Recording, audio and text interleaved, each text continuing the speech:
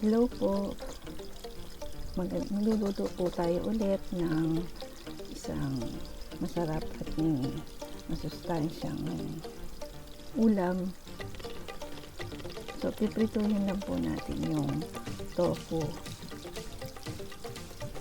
Bibiling-biling lang po natin yung mga side. Mga gagawin lang natin brown siya para lang malutong yung gilid niya. So, biling-biling lang po.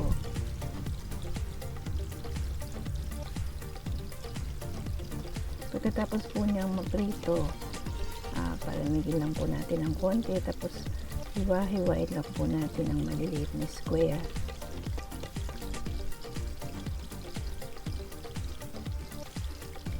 Prito-prito lang po muna. Napakasarap po nito. Pag nasubukan ninyo, magugustuhan po ninyo tiyak.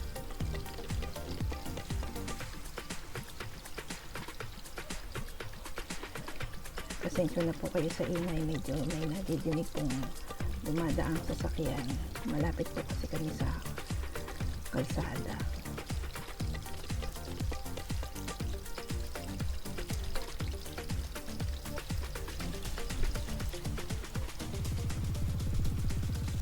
So, ayan po. Pag prito na,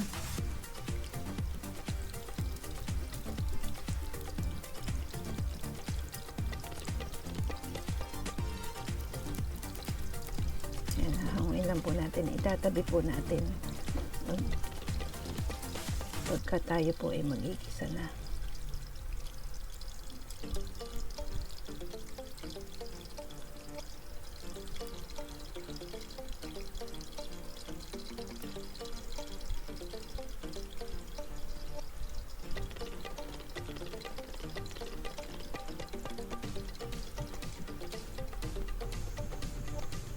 So ngayon po, nag-iwan po ako ng konting mantika para makapag-isa po tayo ng bawang, sibuyas. Yung depende na po sa inyo, yung iba po kasi nakikita ko sibuyas ang inuuna. Kaya na naman ang sasakyan. Pasensya na po.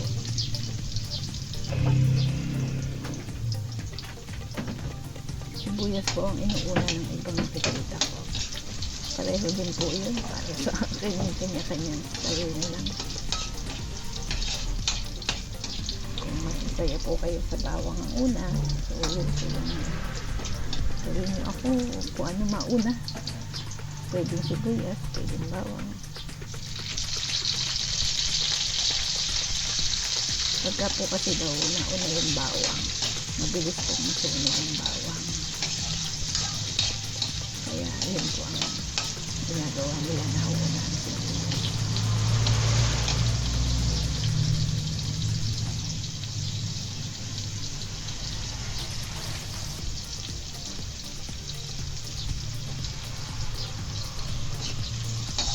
Lagay po ako ng konting dried hipon.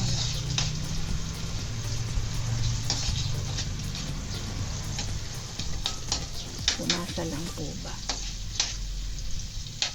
Ayoko naman po ng maalat ang nanonood po yung alat ng hipon, kaya konti lang po. At least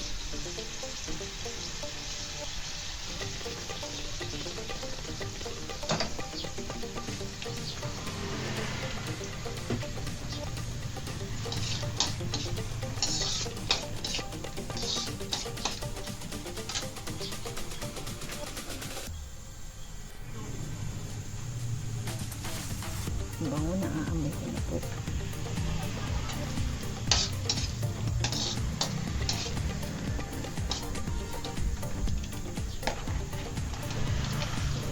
Tabi po natin yung gamit po natin yung tofu na pinarito kanina. Siniwa lang po ng pa-square.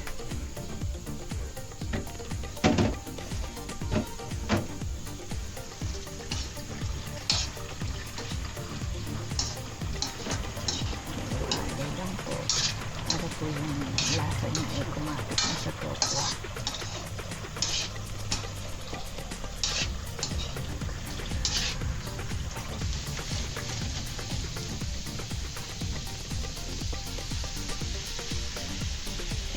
natin ngayon ang repolyo. Ang repolyo naman, pwede kahit sandali lang na maigulong sa mainit. Pwede na. Iba naman gusto luto, lalo na kung may kakain na bata. Ayaw nila yung bata, ayaw nila matigas. Mamalutong. So, depende rin po sa inyo.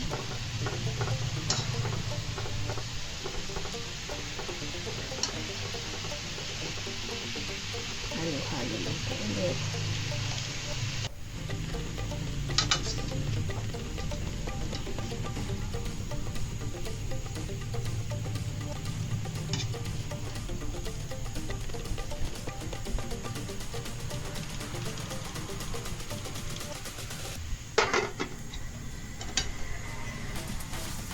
Hintayin lang po natin maluto po ng konti.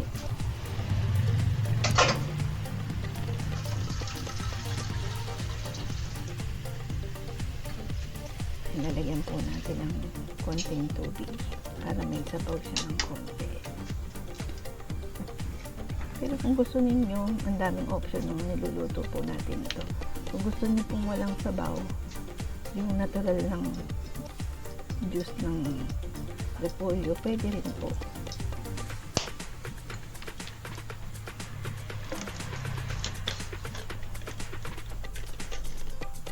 Hindi na po maglalagay ng tubig kung ayaw nyo ng sabaw. Sa taste na lang po ninyo mabuti.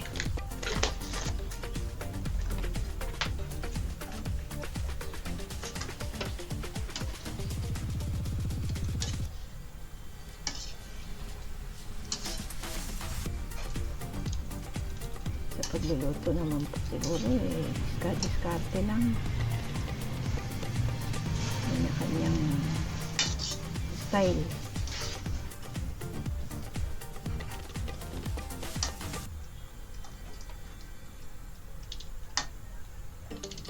Papakuloyin lang po natin ng konti yung sabaw na nilagay.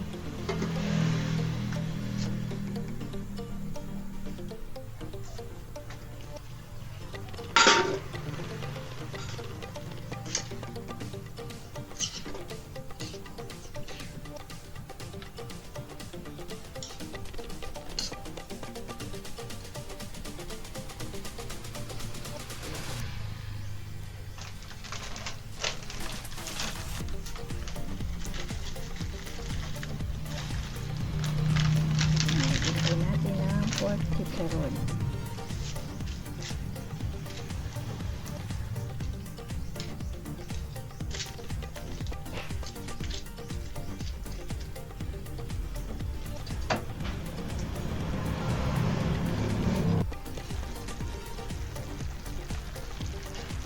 Yan. Pwede na po siya. Halos luto na po yan.